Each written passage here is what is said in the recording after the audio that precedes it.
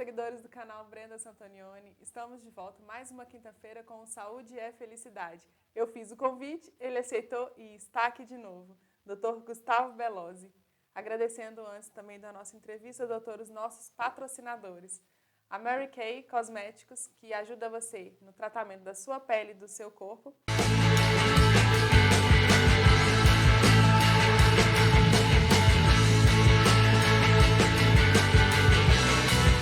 E a Clinical Center, que tem você, cliente e paciente, como todo o carinho e melhor cuidado. Você terá lá várias especialidades para o seu melhor atendimento.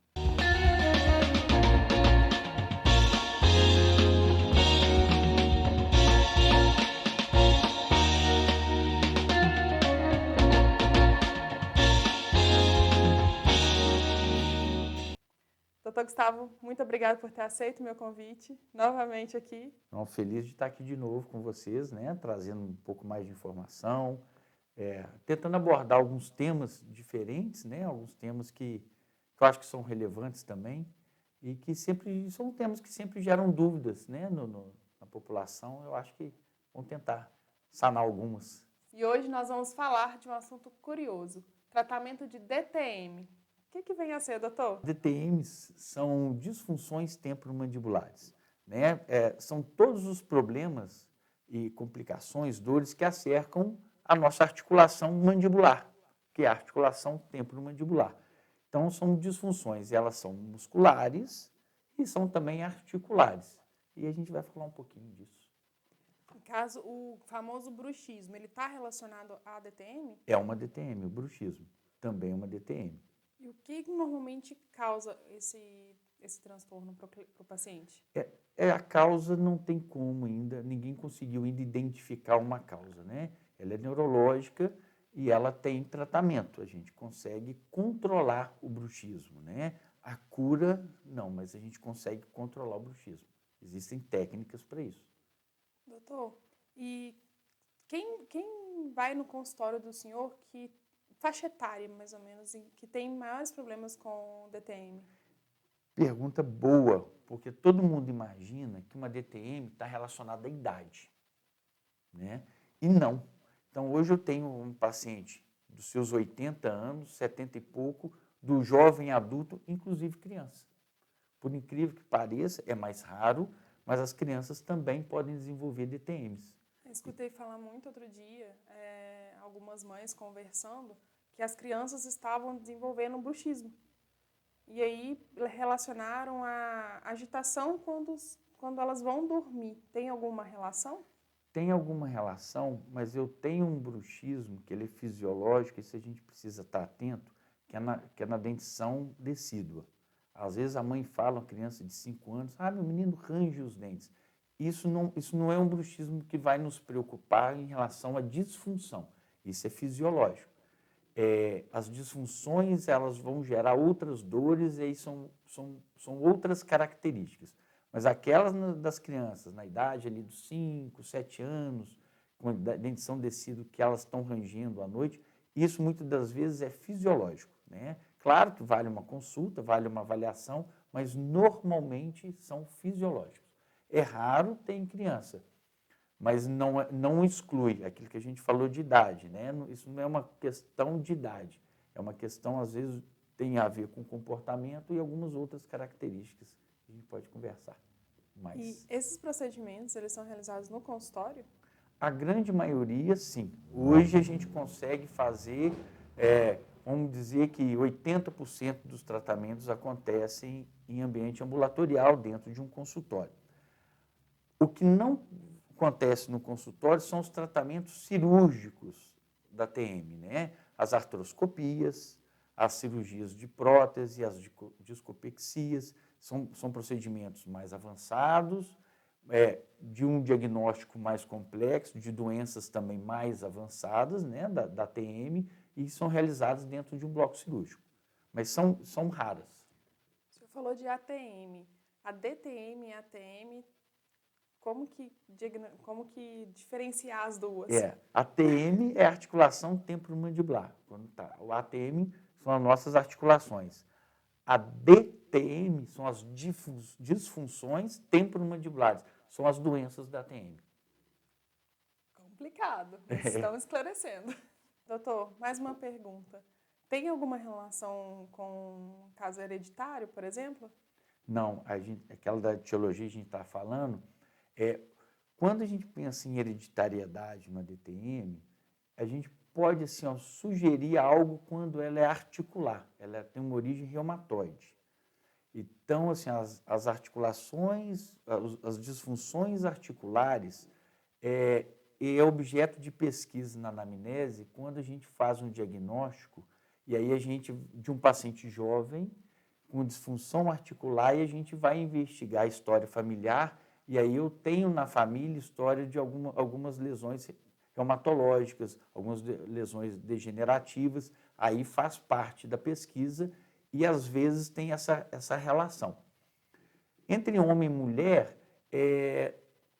acomete mais a mulher, principalmente quando é muscular. Aí tem algumas relações hormonais, algumas relações da própria flacidez ligamentar que tem na mulher por questões, né, de outras questões, principalmente na questão do parto, né?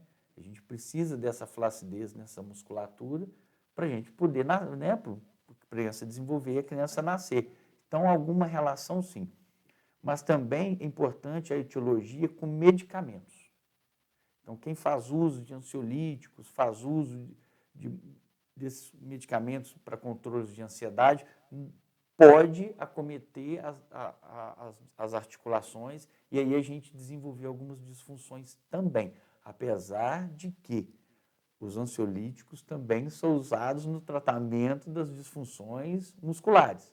Então, assim, é muito complexo e muito misturado, mas a gente não consegue posicionar de uma forma tão criteriosa, assim, A mais B, que aquilo seja hereditário ou relacionado ao sexo ou algo parecido. Por isso que cada tratamento também é bem singular, né? Vocês avaliam de forma bem detalhada cada bem paciente. detalhada. A anamnese num tratamento de disfunção é muito importante. É muito importante colher a história. Para a gente poder correlacionar todas essas variáveis e a gente chegar realmente a um diagnóstico preciso. Quando a gente tem um diagnóstico preciso, o tratamento é mais fácil. Dor tem tratamento. Dor tem tratamento. Mas para você achar o diagnóstico, a causa da dor, que é a complexidade. E aí a gente exige uma anamnese, pesquisas maiores, para a gente saber, principalmente, definir se isso é muscular ou articular. Em questão, igual a gente estava conversando, da disfunção muscular e articular, qual que tem mais chance de desencadear para ir para a cirurgia? É articular. Tá? No tanto que as cirurgias, elas são intraarticulares, né? Desde uma prótese total, que é a substituição completa, né, da articulação, a inclusive as artroscopias, que é onde a gente vai por vídeo e vai tratar daquele dano interno. Hoje a gente consegue tirar esse paciente do bloco cirúrgico. Então a gente consegue hoje, com tratamento de viscosuplementação, um tratamento, quando eu tenho um machucado na cabeça do côndilo, a gente consegue hoje com agregadores plaquetários, segunda geração de agregadores plaquetários, que a gente faz isso no consultório, são protocolos dentro de centrífugas, a gente consegue fazer esse que a gente chama de ciclos, né, que são essas infiltrações, a gente consegue tirar esse paciente de dentro do bloco cirúrgico. Ótimo. Eu trato, mas em alguns casos eu consigo controle. O fato de eu controlar essas osteoartrites, esses processos degenerativos que levam ao procedimento cirúrgico, eu tiro o paciente. Ou eu atraso o procedimento cirúrgico, ou eu, se o paciente fizer uma prevenção, seguir as instruções, seguir o tratamento, né, acabar com as parafunções, a gente conseguir ter esse paciente, eu evito que ele vá um dia para um bloco cirúrgico. Então, prevenção tem. Prevenção tem. Né? Principalmente o mais comum para as musculares são as parafunções, unha, caneta, movimentos, chicletes, aquilo dali, uma boa noite de sono. A DTM está muito relacionado ao sono. Né? Hoje a gente tem a odontologia do sono que trata especificamente isso. Então está muito relacionado a uma boa noite de sono, está relacionado à alimentação, à vida saudável e de exercícios. Então, é um somatório. E isso é muito importante. Doutor, e para quem está em casa, às vezes tem alguma dor, como que faz para identificar que ele já está desenvolvendo um problema e procurar o senhor no consultório? Assim, ó, o principal sinal é dor, né? É o que eu converso às vezes com o paciente fala, dói aqui, é uma dor abrangente, normalmente ela é muscular. Então, assim, o paciente vai sentir dor, cefaleia, quando amanhece, um endurecimento na abertura de boca, uma dor, né? Às vezes um travamento. Então, sempre leva a dor. Aqueles estalos quando está comendo. Os estalos são sinais articulares, que é a luxação do disco articular, é um pouco mais, mas o estalo o estalo também é um grande sinal, é importante sinal. Então, assim, quando eu tenho uma dor mais difusa, a cefaleia normalmente está associada, ela é muscular. Esse tratamento normalmente é clínico, né, feito em ambiente ambulatorial, consultório, e é associado muitas das vezes às fisioterapias, com os fisioterapeutas. Quando é uma dor que o paciente fala, eu sinto isso, ok, mas eu sinto uma dor bem aqui dentro, ela me incomoda, a hora que estala, eu não consigo abrir a boca, eu tenho que mexer para eu conseguir abrir a boca. Esse é um sinal de que eu tenho um dano articular, que é uma dor bem localizada e normalmente associada a alguns travamentos. Esse é um sinal muito importante. As DTMs articulares, como a gente conversou, ela tende a agravar um quadro maior, são de maiores preocupações, não significa que as musculares não, mas a gente precisa ter um olhar um pouco diferente para elas. Então, assim, sentiu dor de cabeça, travamento, né, aquelas dores na face, procura uma consulta, procura um especialista, ele vai ter um tratamento para você. E esses casos articulares, como os talidos, dores que a gente consegue localizar, é um sinal importante, um pouco mais preocupante. Então, procurem sempre uma consulta. Se você, seguidor, sente alguma dessas dores, está com algum desconforto, o link está novamente embaixo para vocês entrarem em contato e marcar uma consulta com o Dr. Gustavo.